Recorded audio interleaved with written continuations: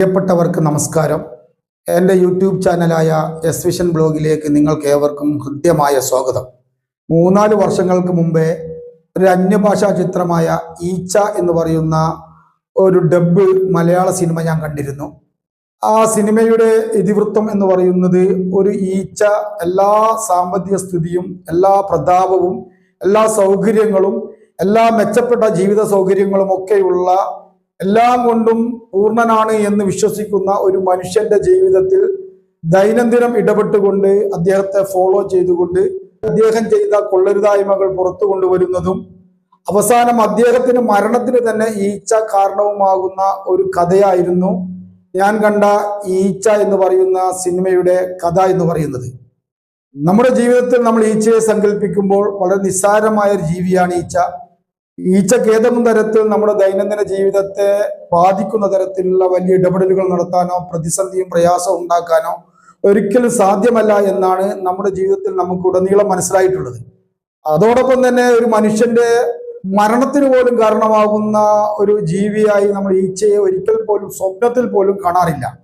അങ്ങനെയുള്ള ഒരു ഈച്ചയെയാണ് അതിൽ കഥാപാത്രമാക്കിക്കൊണ്ട് മനുഷ്യന്റെ ജീവനെ തന്നെ ഇല്ലാതാക്കുന്ന തരത്തിലുള്ള ഒരു വലിയ ഒരു ഇടപെടൽ നടത്താൻ പറ്റുന്ന ഒരു നിസ്സാര ജീവിയുടെ ഒരു ഉഗ്രഭാവമാണ് ആ സിനിമയിൽ അവതരിപ്പിക്കപ്പെട്ടത്.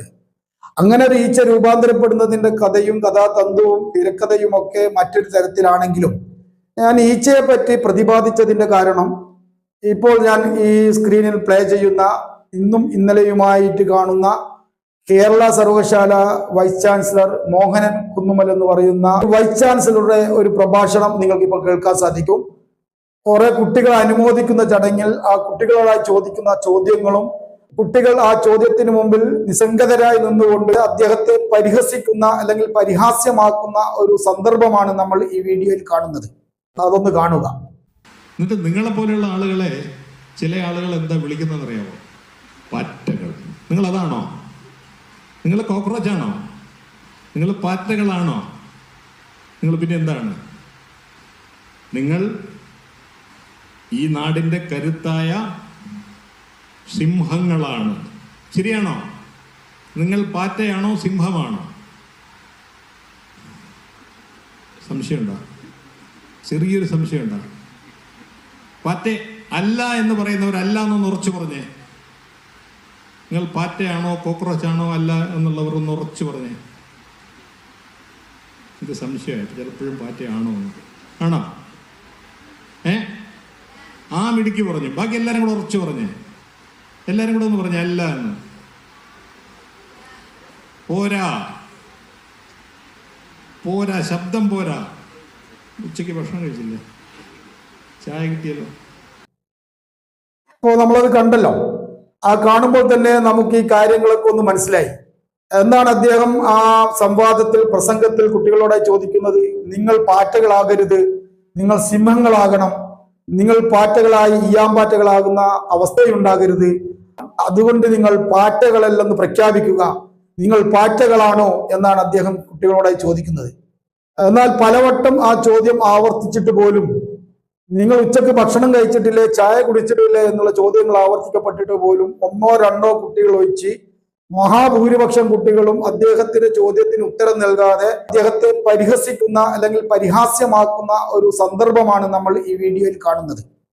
സത്യത്തിൽ ഈ VCA മോഹനൻ കുന്നുമൽ എന്ന് പറയുന്ന കേരള സർവകലാശാലയിലെ ഈ വിദ്യാസമ്പന്നനായ VCA എന്തുകൊണ്ടാണ് കുട്ടികളെ ഇങ്ങനെ പരിഹാസ്യനാക്കുന്നത് എന്ന് ചോദിച്ചു കഴിഞ്ഞാൽ അദ്ദേഹത്തിന്റെ ചോദ്യത്തിൽ ഒരു ഗൂഢ ലക്ഷ്യമുണ്ട് എന്നുള്ളത് കൊണ്ടാണ്.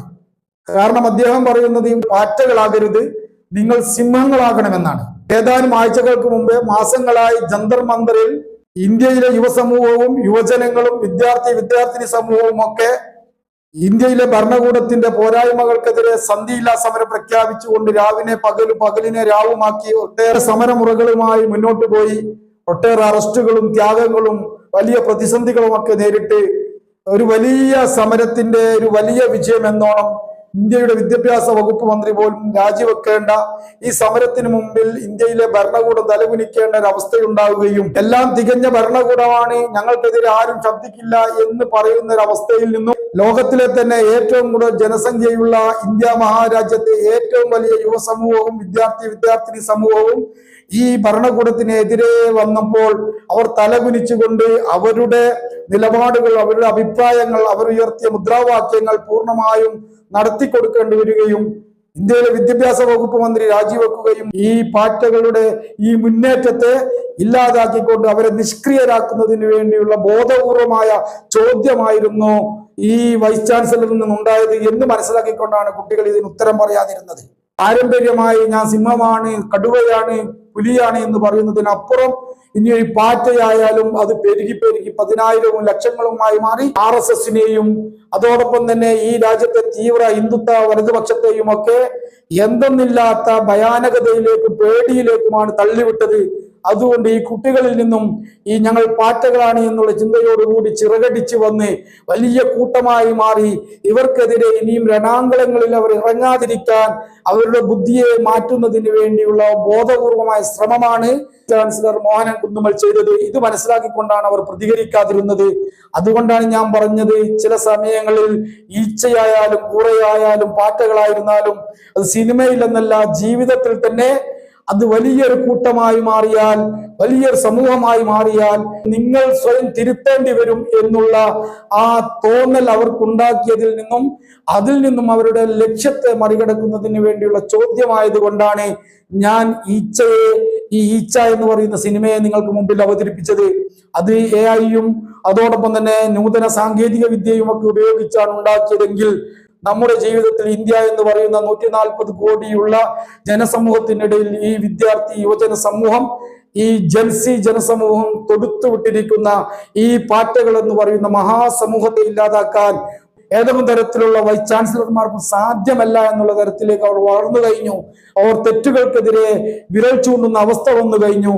അതുകൊണ്ട് ഈച്ചയായാലും പാറ്റയായാലും കൂറയായാലും ഒക്കെ പ്രതികരിക്കേണ്ട നിവൃത്തിയില്ലാത്തൊരവസ്ഥ വന്നാൽ അണമുട്ടിയാൽ ചേരയും കടിക്കുമെന്ന് പറയുന്ന അവസ്ഥയിൽ പ്രതികരിക്കുക തന്നെ ചെയ്യും. അതുകൊണ്ട് ഇതില്ലാതാക്കാൻ വേണ്ടി ഇത്തരം കുൽസിത ശ്രമങ്ങൾ നടത്താതെ ഭരണകൂടവും ഉന്നതാധികാര കേന്ദ്രങ്ങളും ഒക്കെ തെറ്റുകൾ തിരുത്തുകയാണ് വേണ്ടത്. നിങ്ങളുടെ തെറ്റുകൾ തിരുത്താൻ നിങ്ങൾ തയ്യാറാവുക എന്ന് മാത്രമാണ് ഞാൻ ഈ വീഡിയോയിൽ പറയാൻ ഉദ്ദേശിക്കുന്നത്. എല്ലാവർക്കും നന്ദി, നമസ്കാരം.